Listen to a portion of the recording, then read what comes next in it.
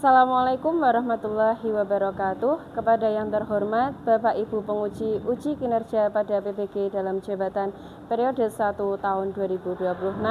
Perkenalkan, saya Artanti Yunitasari, mahasiswa PPG Fikih B Batch 4 tahun 2025 di LPTK Universitas Wahid Hasyim dengan NIM 254060613004. Pada hari ini, Rabu, tanggal 28 Januari tahun 2026, saya akan melaksanakan praktik pembelajaran dalam rangka penilaian uji kinerja di MTS Haji Muhammad Subandi, kelas 7, materi sholat dalam keadaan sakit. Terima kasih dan selamat menyaksikan. Wassalamualaikum warahmatullahi wabarakatuh. Assalamualaikum.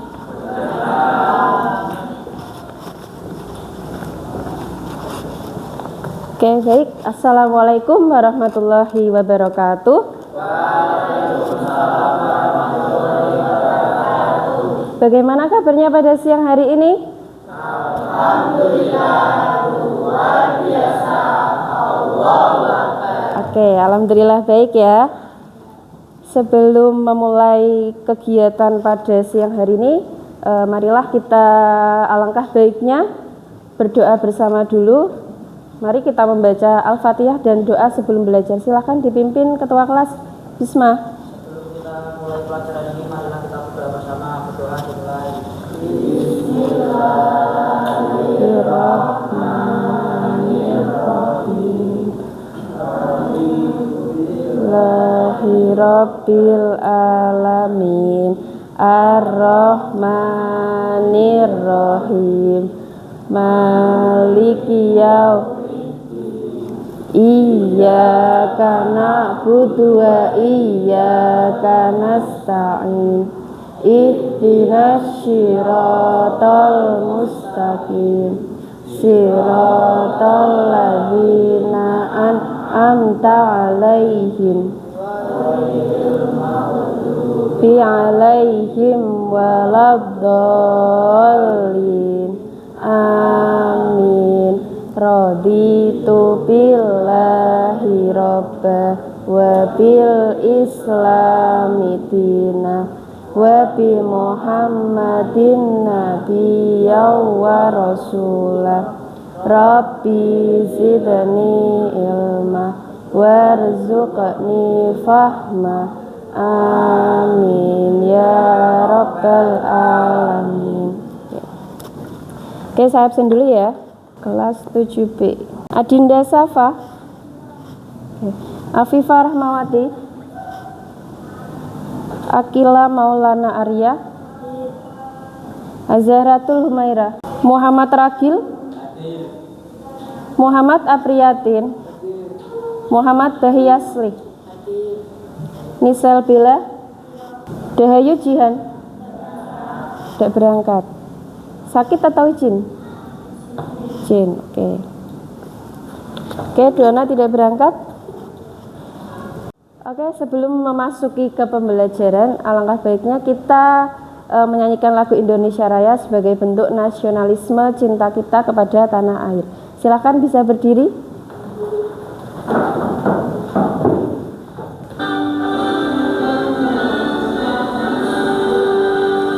Indonesia tanah airku, tanah tumpah darahku.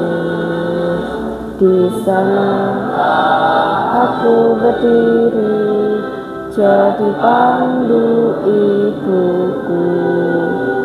Indonesia kebangsaanku, bangsa dan tanah airku. Marilah kita berseru, Indonesia bersatu.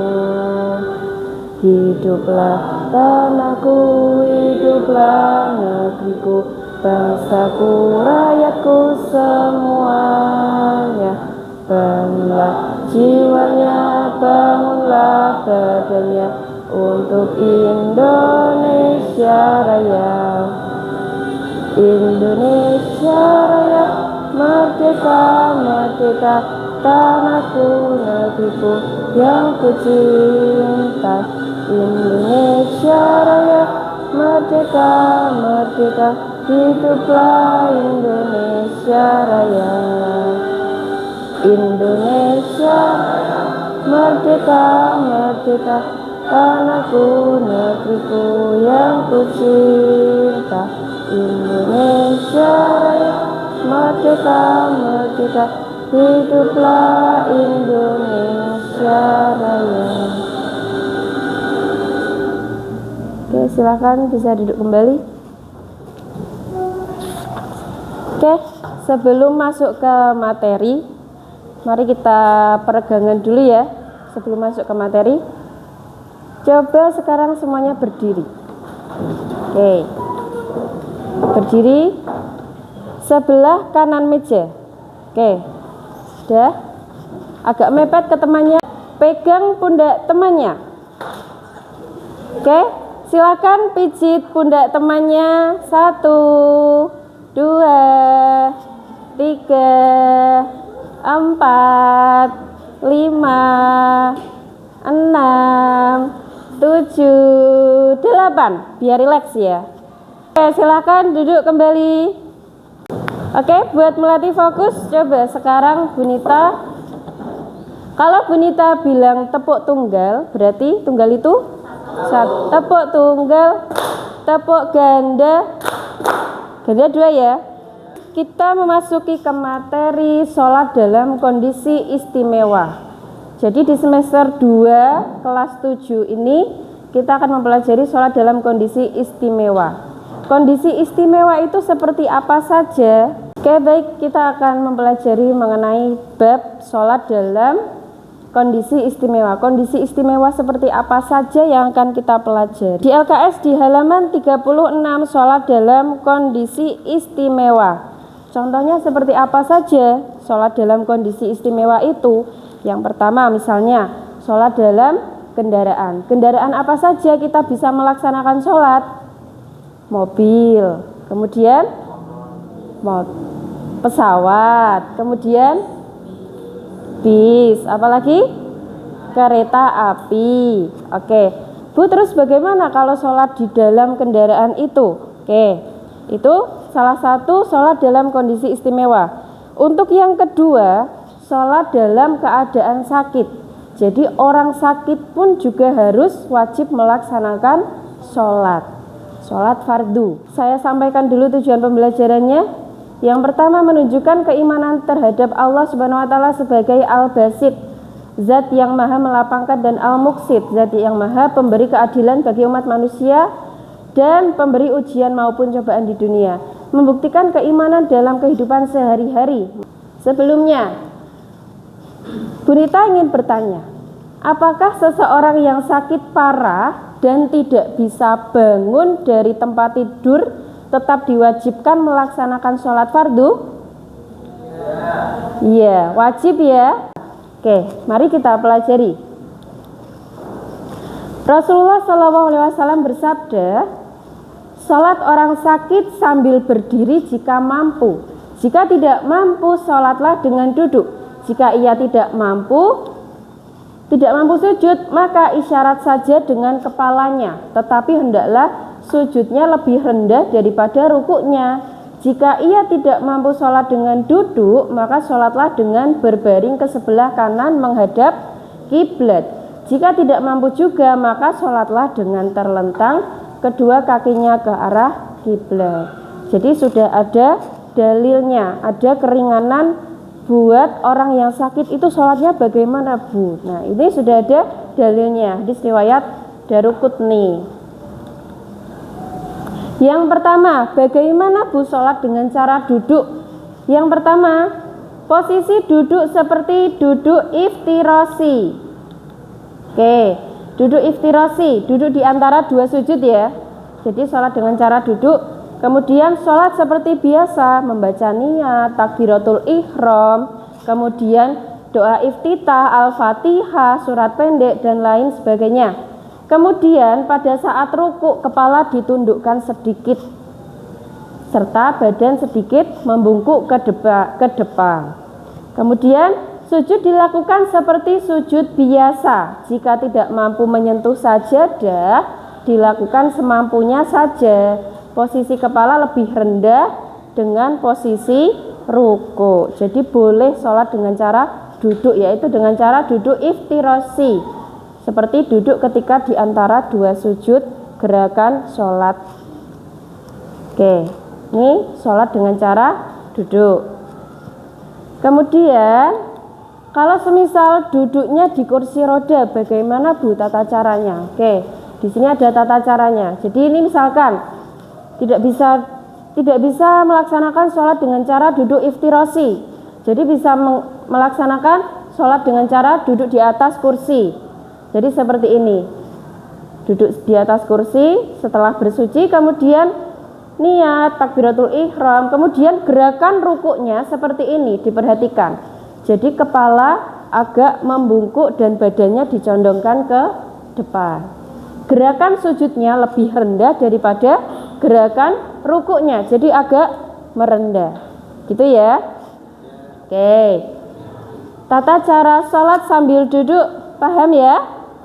Oke, selanjutnya, jika sholat tidak bisa dengan duduk, maka bisa dilaksanakan dengan cara berbaring. Oke, bagaimana tata cara sholat dengan cara berbaring?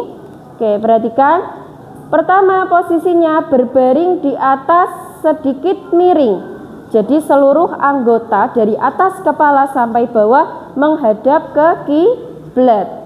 Dengan cara tidur miring di atas rusuk sebelah kanan dan membujur ke arah selatan.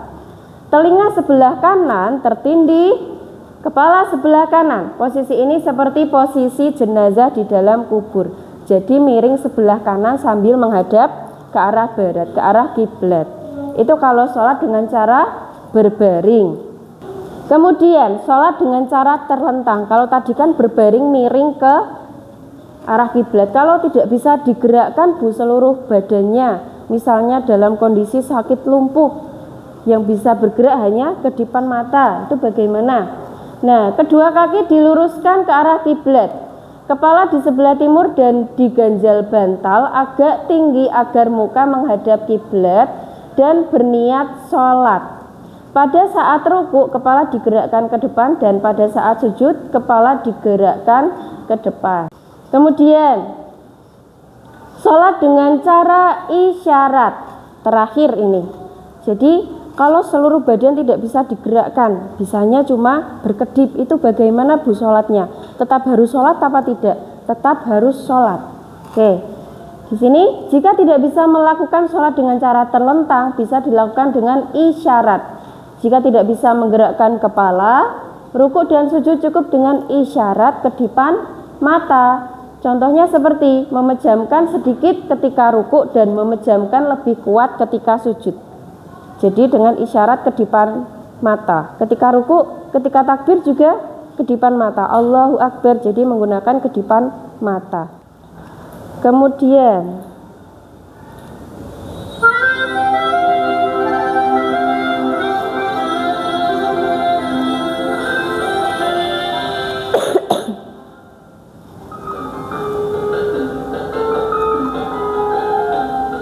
ini kalau miring ke arah kiblat ya, jadi miringnya ke kanan. Niat takbiratul ihram.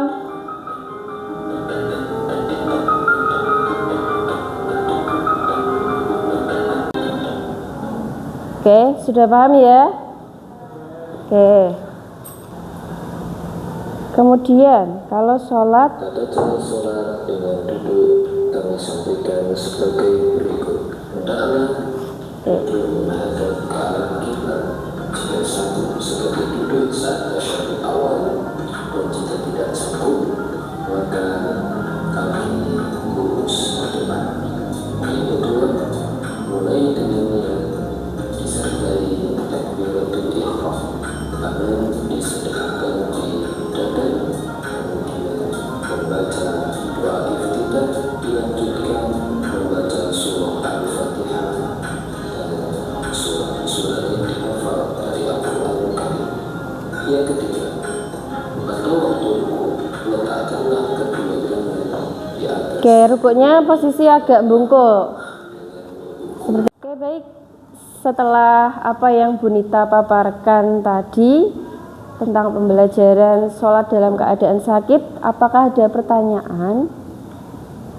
Oke, Mas Kenza silahkan. Bu, bagaimana cara sholat untuk orang yang sedang koma? Oke, Bu, bagaimana cara sholat bagi orang yang sakit koma? Oke, tepuk tangan buat Mas Kenza. Pertanyaan yang bagus. Oke, orang yang sedang koma itu dalam kondisi sadar apa tidak ya? Tidak. Berarti apakah harus melaksanakan sholat? Tidak. Oke, ada pertanyaan lagi? Cukup? Oke, sekarang Bunita akan membagi tugas berkelompok. Saya bacakan kelompoknya terlebih dahulu ya. Saya sampaikan tugas kelompoknya. Nanti per kelompok mendapatkan 1 lembaran. Nanti silahkan didiskusikan dengan kelompoknya masing-masing. Oke.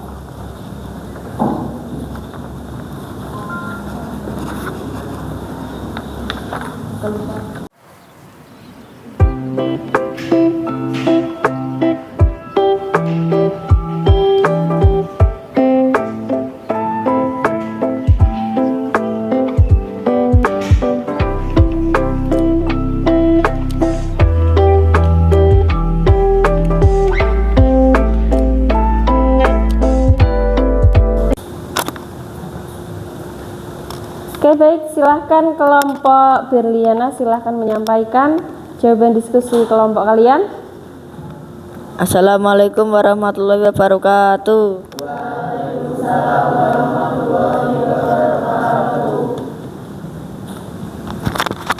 Perkenalkan, kita dari kelompok 4 ingin membagikan hasil diskusi kami. 1. Hukum sholat. Apakah Pak Sultan wajib melaksanakan sholat 5 waktu dalam kondisi lumpuh total seperti itu? Berikan alasannya.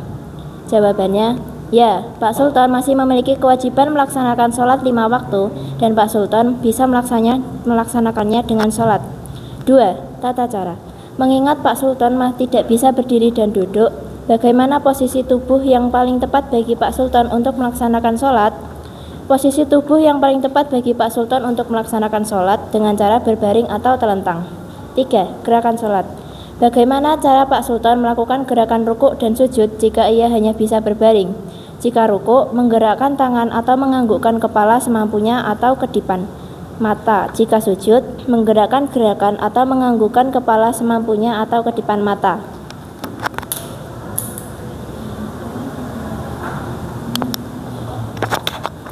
Oke, baik, sudah dari kelompok Berliana, kelompok 3, kelompok 4 sudah.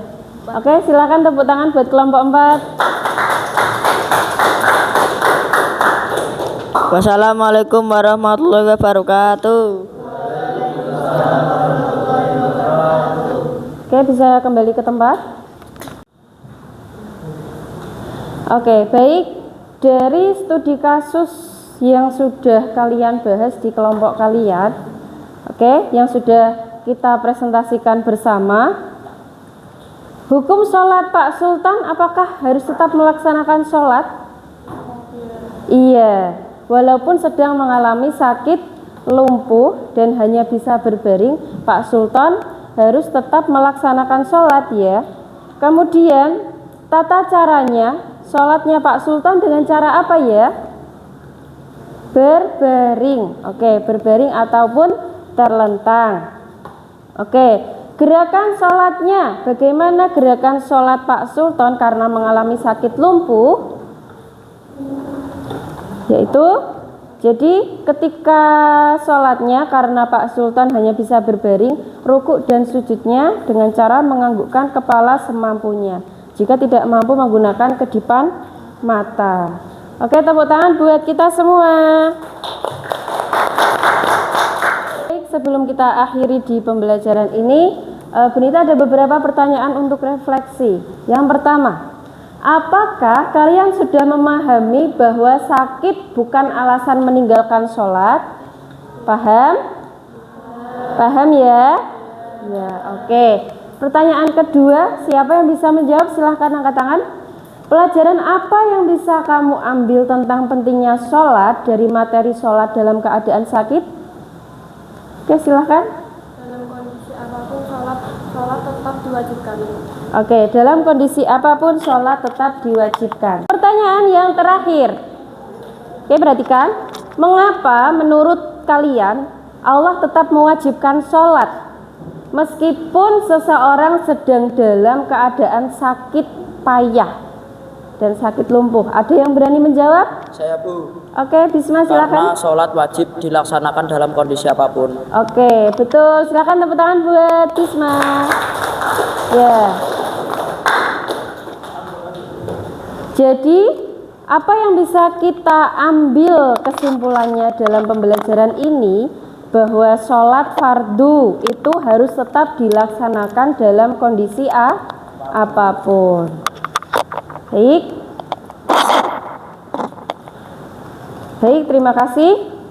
Mungkin cukup sekian. Sebelum mengakhiri pembelajaran ini, mungkin kita senam dulu ya. Oke, silakan berdiri. 3, 2, 1. Lempar.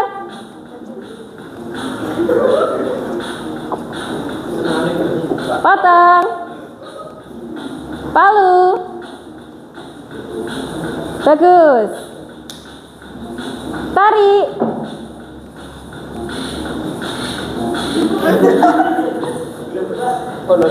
Ya.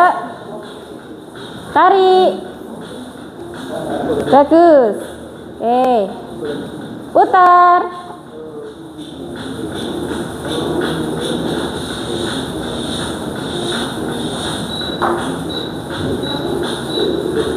Oke, bagus, excellent.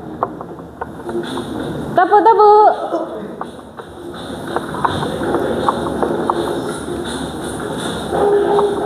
Ya.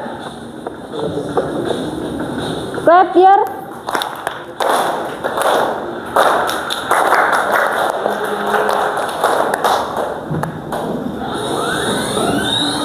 Nah, repeat. Oke. Siap? Say hi.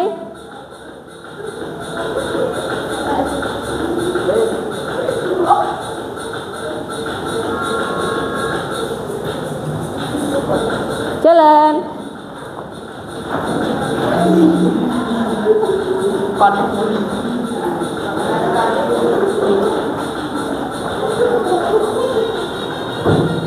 Get rest, istirahat. Siap. Swing kayak penguin.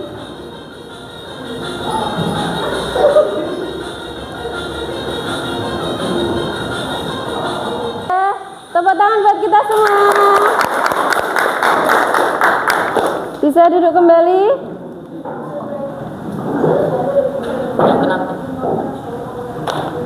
Oke, baik.